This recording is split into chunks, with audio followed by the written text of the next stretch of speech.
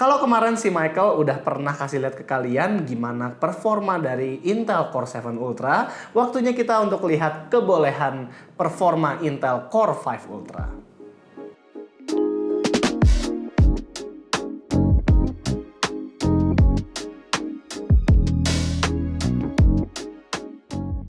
Sebagai orang yang biasa mereview VivoBook dalam beberapa bulan terakhir, gue baru sadar kalau sepremium-premiumnya VivoBook tetap nggak bisa sama dengan ZenBook secara overall design.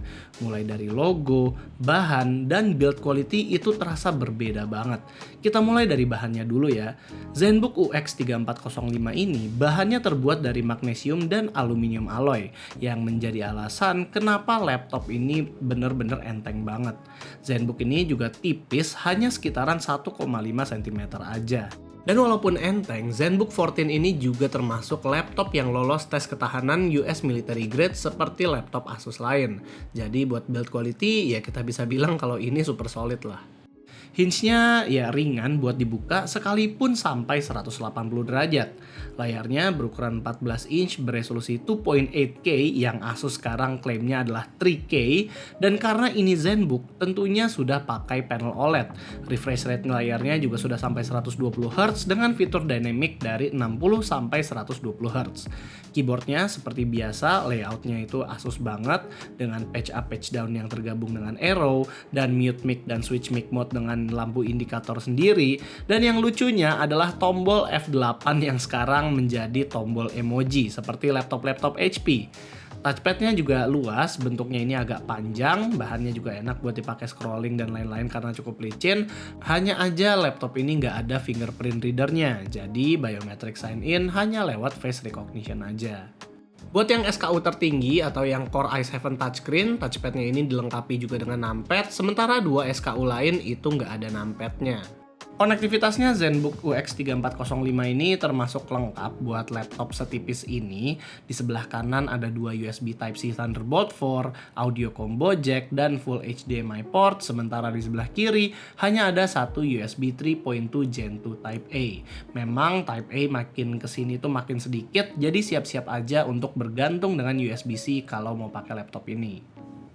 Masuk ke spesifikasi, jadi ada 3 SKU yang berbeda buat laptop ini. SKU yang pertama yaitu review unit kita, itu pakainya Core 5 Ultra, 16GB RAM, dan 1TB SSD di MSRP 17 jutaan. Dan sisanya mereka pakai Core 7 Ultra dengan 32GB RAM dan perbedaannya hanya layar touch atau enggak dengan beda harga 1 juta. RAM-nya udah LPDDR5X jadi nggak bisa di-upgrade lagi, dan buat SSD-nya yang ini cukup kenceng namun nggak sampai 7 ribuan. Dan kalau kita melihat dari ketipisan laptop ini dan stok SSD-nya hanya single-sided, kayaknya kalau misalnya mau upgrade SSD di laptop ini harus yang single-sided juga, jadi nggak bisa yang dual-sided SSD. Nah, performa dari Core 5 Ultra ini di Cinebench ternyata cukup mengesankan, apalagi kalau kita bandinginnya dengan Core i5 Raptor Lake yang lalu. Namun ya memang skor ini masih belum bisa sebanding dengan Core i7 bahkan yang Alder Lake sekalipun. Nah, tapi nih kalau kita lihat dari konsistensinya, entah kenapa konsistensi performanya ini nggak terlalu bagus, mungkin hanya di laptop ini sih. Lalu cukup dengan performa CPU-nya, gimana dengan performa iGPU-nya? Jadi Core 5 Ultra ini ternyata punya iGPU yang lumayan banget loh, bahkan bisa lebih tinggi di benchmark sintetik kalau dibandingin dengan Radeon 780M punya Ryzen 7 Zen 4.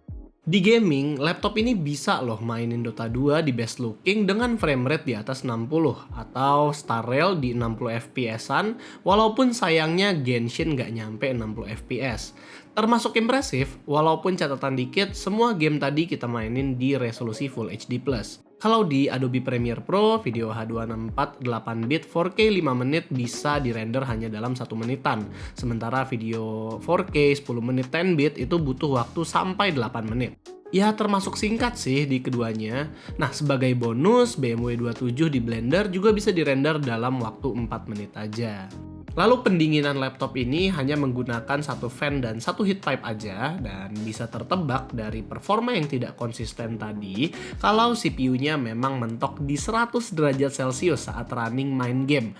Walaupun di sini terlihat bahwa Asus itu nge-tune prosesornya untuk stabil hanya di angka 88-90 derajat Celcius dengan package power yang juga stabilnya itu hanya di sekitaran 28-30 watt saat full load. Sejauh ini ZenBook 14 OLED atau bisa dibilang UX 3405 ini bisa dibilang sebuah ultrabook sejati lah. Laptopnya enteng, solid, dan juga tipis buat dibawa kemana-mana. Nggak lupa juga performanya yang sekarang itu kenceng mau di CPU ataupun GPU-nya, walaupun mengingat ini adalah SKU yang terendah. Keyboardnya enak banget buat dipakai ngetik, tombolnya empuk dan travelnya cukup dalam, kapasitas baterainya juga nggak kalah mengagumkan, dengan 75 Wh tersebut dia bisa tahan sekitar 11 jam di PC Mark. Chargernya pun sudah menggunakan Type-C 65 watt yang juga enteng dan bisa diganti-ganti dengan charger third party yang lain. Dan yang terakhir, nggak lupa, speakernya ini bener-bener bagus banget. Sekarang Asus memakai teknologi yang namanya itu linear speaker. Itu membuat suara speakernya itu punya depth walaupun ruang akustiknya kecil alias laptopnya tipis. Memang belum bisa mengalahkan speaker ROG, namun ini udah bagus banget buat sebuah ultrabook. Untuk kualitas webcamnya ini cukup bagus, dia udah 2 megapiksel alias ini full HD kamera, terus ada privacy shutternya juga, dan webcamnya kalau kita lihat ke atas ini cukup banyak ya, ada kameranya, ada IR kamera, ada IR blasternya, dan juga ada ambient sensornya gitu. Jadi kalau dilihat ke atas tuh lumayan banyak sensornya dia. Nah, untuk kualitas dari suaranya sendiri, kalau kata gue yang paling bagus adalah yang biasa aja tanpa filter. Ada juga dia directional mode, tapi itu akan membuat suara gue itu akan jadi terpotong-potong.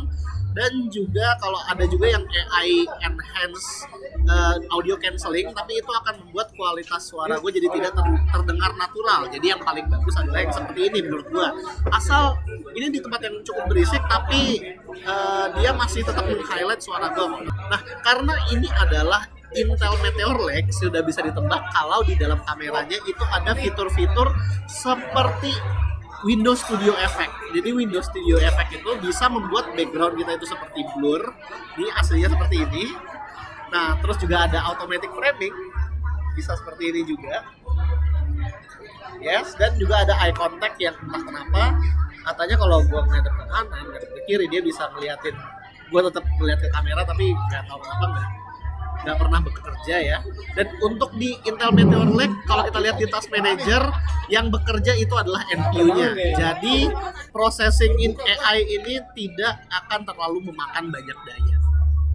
Jadi untuk sebuah ultrabook premium dari Asus, gue harus akui bahwa UX 3405 ini adalah salah satu laptop yang memang solid untuk dibeli di harga 16 jutaan. Maksud gue 16 jutaan itu karena memang kita kasih tadi MSRP-nya itu di 17,2 juta, namun di marketplace kita nemuinnya itu bahkan ada yang sampai 16,7 juta.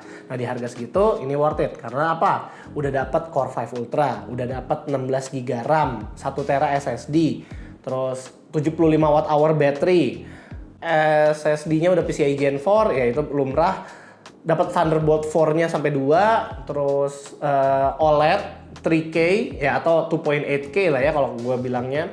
Speakernya itu udah yang linear, terus dia Dolby Atmos compatible dan itu bagus banget, gue harus akuin. Nah, kalau misalnya untuk yang Core 7 Ultra-nya apakah worth it atau tidak? Sebenarnya kita baru dapat saingannya itu adalah MSI Prestige 13 Evo yang kemarin Michael review, kan itu sama-sama Core 7 Ultra, sama-sama 32 GB RAM juga. Kalau kata gue itu sebenarnya sama-sama bagus, jadi balik lagi ke preferensi kalian aja. Kalau kalian mau laptop yang lebih ringan, lebih enteng lagi, kalian bisa ambil yang MSI. Tapi kalau mau yang garansinya jelas, build quality-nya solid, ya ambil Asus punya. Jadi itu tergantung kalian aja. Di harga segitu yang masih pakai 13 Gen kayaknya agak sayang ya, kayak 20 jutaan kalian udah mendingan ambil yang Core 7 Ultra gitu. Tapi karena yang masuk Indonesia masih dikit, jadi kita nggak bisa ngebanding-bandingin terlalu banyak. Kalau yang Core 5 Ultra ini paling gue bisa bandinginnya itu sama Kemarin yang HP Pavilion Plus 14 itu kan dia pakai Ryzen 7 7840U, cuman karena sekarang Core 5 Ultra, Core 7 Ultra udah pada launching, dia turun ke harga 13,5 juta.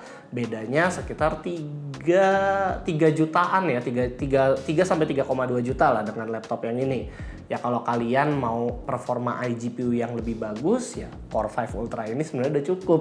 Dan ini udah dapat Intel Evo juga, sementara yang itu AMD punya. Ya balik lagi ke preferensi masing-masing sih. Itu juga salah satu opsi yang bagus juga, Pavilion Plus 14, karena harganya cukup jauh gitu. Jadi ya nanti kita akan bandingin lagi deh kalau misalnya laptop dengan Core 7 atau Core 5 Ultra itu sudah mulai banyak di pasaran. Jadi itu aja sih sebenarnya pendapat kita tentang laptop ini. Kalau kalian suka dengan videonya, jangan lupa untuk kasih kita like, share, dan subscribe. Dan di sini gue Rizky, always stay safe and stay healthy.